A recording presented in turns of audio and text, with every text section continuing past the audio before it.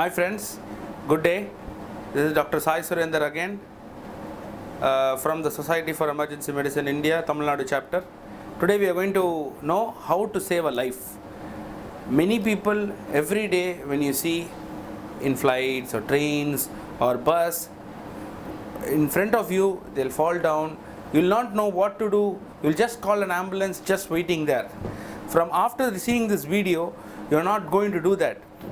I'll just tell you 3 simple steps what to do when somebody faints in front of you.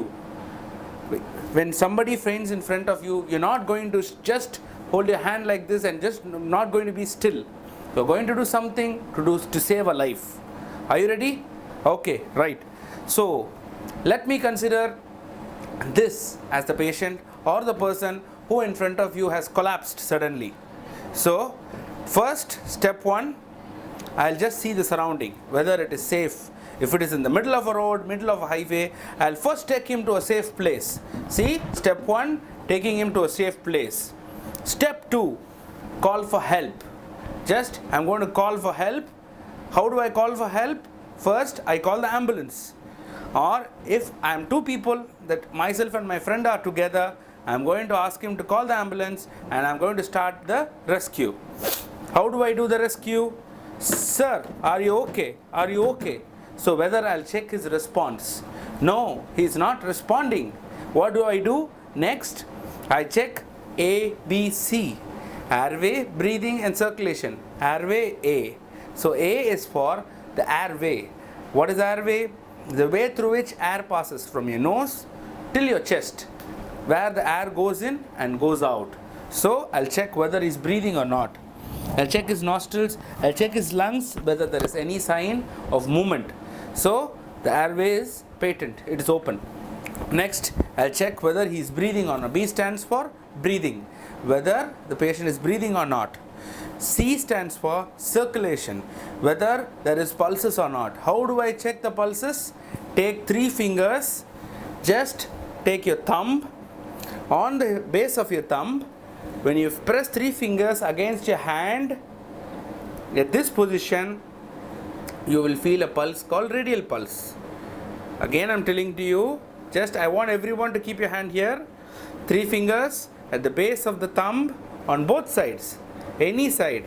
If you are a left-hander, you can check it this way. So, 3 fingers at the base of the left thumb. You're checking, yes, I feel a pulse.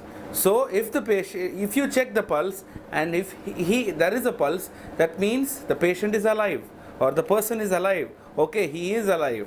If there is no pulse here, if you don't feel a tuck tuck sound, if you feel a pulse here, the tuck tuck sound here, that means the person is alive. If there is no pulse here, what do you do next? You check again with 1 finger or 2 finger near the hyoid bone. Which is the hyoid bone? Beneath in the neck there is a very strong structure, and next to the strong structure you go deep inside and you check another tuck tuck sound. That's called the carotid pulse, which is the main artery which supplies your brain. Okay, so when you press deep inside, you will feel a carotid pulse. So if there is no pulse there also, then the patient is not having a heartbeat. So you have to give him a heartbeat. How do you give? So what is the first step? I take him to a safe place. Next, I call the ambulance. Third, I check for his A, B and C. And for C, when you come to C, you're going to check his pulse, which is the base of the thumb. This is the radial pulse. If there is no radial pulse, you check for the carotid pulse. If the carotid pulse is not there, you start CPR. So how do you give CPR? What is CPR? You would have seen in various films. You would have seen various films, but now I'm going to tell you how correctly you have to give CPR. How do you give? What is CPR? It is cardiopulmonary resuscitation. That is how to do heart massage to stimulate the heart and to wake it up. Okay?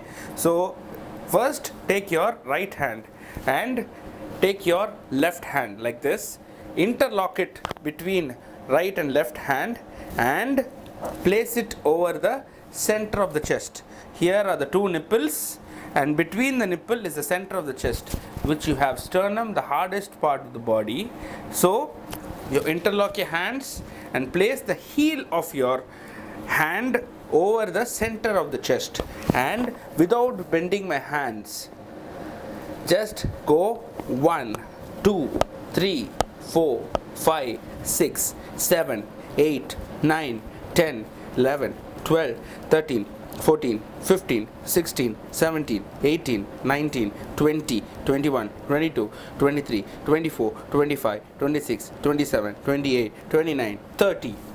This is 30 compressions. After 30 compressions, 2 mouth to mouth breathing.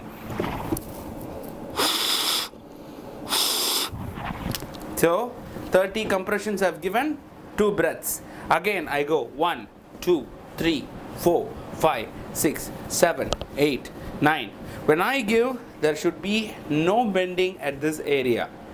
Always people try to bend like this or like this, but we should not bend, and our compression should be straight, strong and firm. It should be hard over the center of the chest. And after 30 compressions, I go for 2 breaths. 30 compressions, 2 breaths. Until qualified help arrives or an ambulance arrives, you have to continue. But after every 2 minutes, you have to check whether the pulse has arrived. The pulse has come. So after 2 minutes, I stop. I stop my CPR. I give them. I check the pulse. So I repeat again. First, I'm taking him to a safe place, calling the ambulance, then check for his A, B and C, which is the airway from the nose to the lungs, the breathing, and then the circulation. First his peripheral pulse below the thumb and his carotid pulse, that is beside the hardest bone, 1 centimeter deep, 1 centimeter beside and 1 finger deep. You get a pulse. If you don't get that pulse, you have to start CPR immediately. What is CPR? It's cardiopulmonary resuscitation. I fold my hands with the heel. I go between the 2 nipples, 1 on a 2 on a 3 for 30 times and 2 rescue breaths.